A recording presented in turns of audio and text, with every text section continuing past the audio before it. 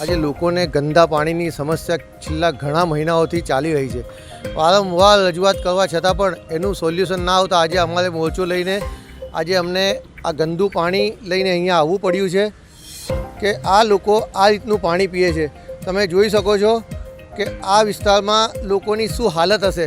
લોકો પાણી નથી પી શકતા, ઘરે ઘરે જગ મંગાવીને પાણી પીવું પડે છે, એવી પરિસ્થિતિ ઉદ્ભવી છે।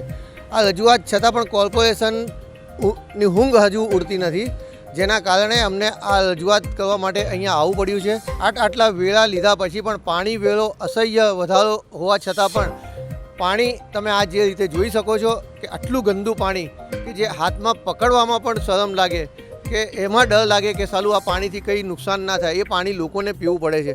આજે એવી હાલત, આજે જે લોકો પૈસા ખર્ચી શકે છે એ તો બિચારા જગ કે ગમે ત્યાંથી પાણીનું વ્યવસ્થિત એ કરી શકે છે, પણ જે પ્રમાણે જેમની પાસે બિચારા ગરીબ મધ્યમ વર્ગના લોકો છે એ રોજે રોજ આટલો પૈસો પાણીનો ક્યાંથી ખર્ચી શકે।